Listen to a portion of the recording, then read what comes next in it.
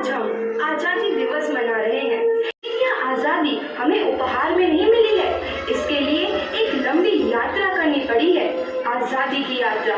इस यात्रा में हजारों लाखों लोगों ने अपनी जान की कुर्बानी दी। 1919 जलियांवाला बाग। आज हमारे बैसाखी का दिन है, लेकिन पूरा पंजाब बैसाखी नहीं मनाएगा। हम सब बैसाखी नहीं मनाएंगे।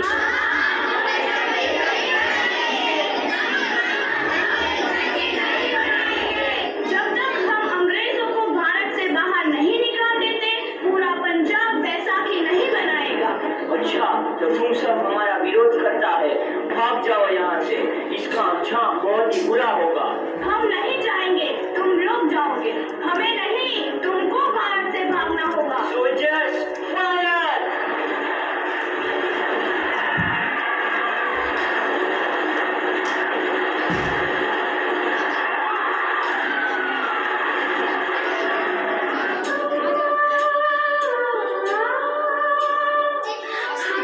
ये जमीन हमारी, ये धरती हमारी, ये खेत हमारे। अभी थोड़ी देर पहले हमारी ये फसलें लहरा रही थी, पर इन अंग्रेजों ने हमारी फसलें बर्बाद कर दी। इन अंग्रेजों ने एक ही झटके में इन सब फसलों को काट दिया। अंग्रेजों, तुम्हारे इस अत्याचार से हम डरेंगे नहीं। इस अत्याचार का बदला लेकर रहेंगे। हम आजादी लेकर रहेंगे। जलियांवाला बाग हर हिंदुस्तानी की आंख नम कर गया। इस कांड में कितने मासूमों की आहुति चढ़ गई, इतनी हैवानियत से इंसानियत कत्ल कर दी गई। जलियांवाला बाग के हत्याकांड ने आजादी की आग में घी देने का काम किया।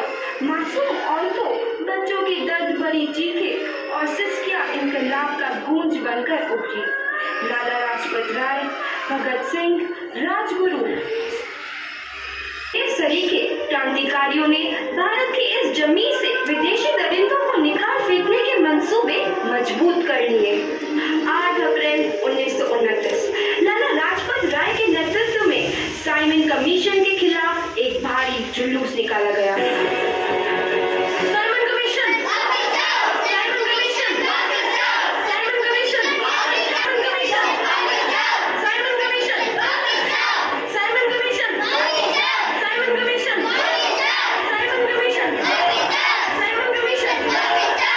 बेवकूफ इंडियंस, तुमको हमारी बात समझ में नहीं आती। Stop this! साइमन कमीशन नहीं मानता। आई से स्टॉप दिस! लाला जी, आप आगे बढ़ो, हम आपके साथ हैं। लाला जी, बस करो,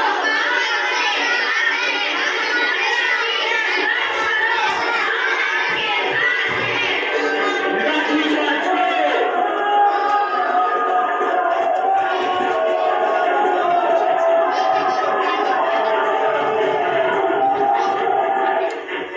लाला जी को तो बहुत गहरी चोट लगी है, उनका सर फट गया है।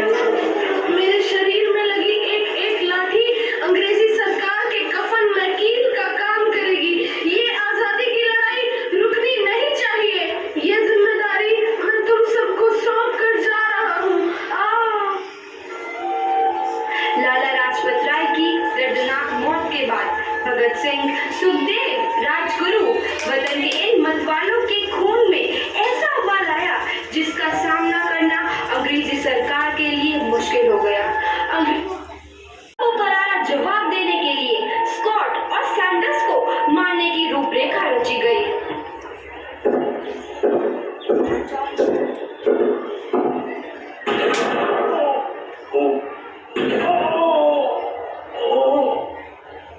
सैंडर्स मारा गया। चारों तरफ तहलका मचा था। दीवारों पर लिखा था, लाला जी की मौत का बदला ले लिया गया है। भगत सिंह समेत सभी वहां से फरार हो गए। 8 अप्रैल 1929 दिल्ली में ब्रिटिश सरकार की सेंट्रल लेजिस्लेटिव असेंबली की बैठक में 2 बम धमाके की आवाज सुनाई दी।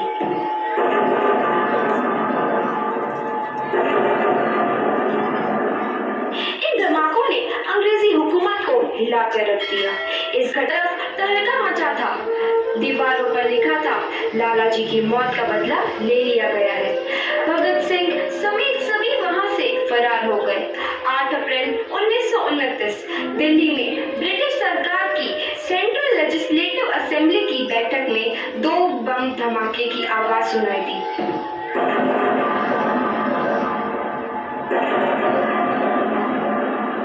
इन धमाकों ने अंग्रेजी हुकूमत को हिलाकर रख दिया। इस घटना को अंजाम देने वाले भगत सिंह, राजगुरु और सुखदेव ने अपने आप को अंग्रेजों के हवाले कर दिया। 1930 को अदालत ने अपना फैसला सुनाया।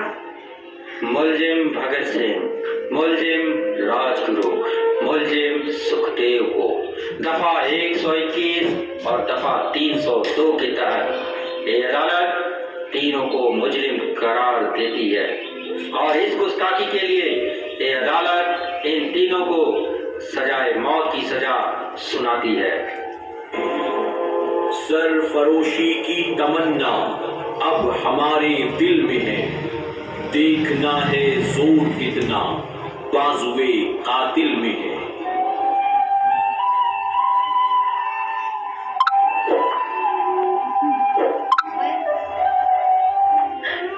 पुत्र की हाल है तेरा।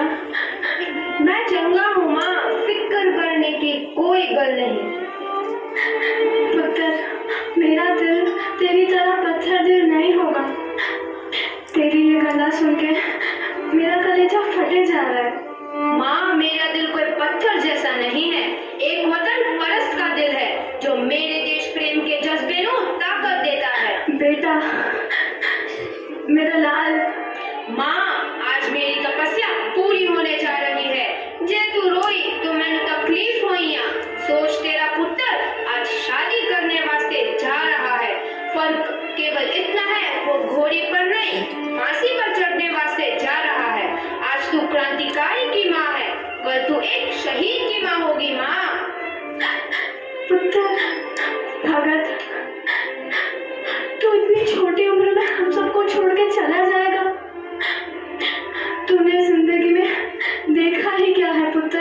मैंने अपनी माँ देखी है, जिसने मुझे एक ही बात बताई है कि बेटे, अपने देश के लिए एक बार मरना 100 बार जन्म लेने के बराबर होता है। अच्छा माँ, अब आशीर्वाद दे, आखिरी बार विदाई लेने का समय आ गया है। भगत, मेरे लाल।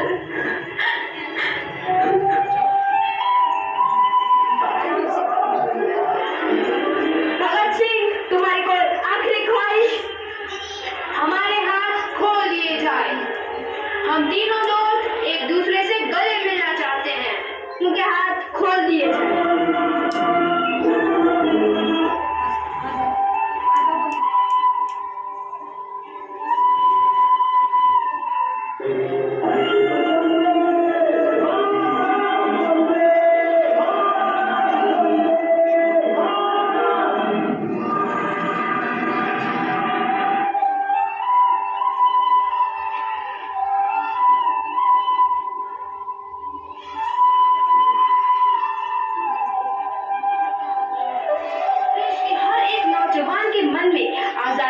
नई उमंग हिलोरे लेने लगी। अंग्रेजों भारत छोड़ो का नारा जोर पकड़ रहा था। सबने एक आजाद भारत का सपना देखना आरंभ कर दिया था।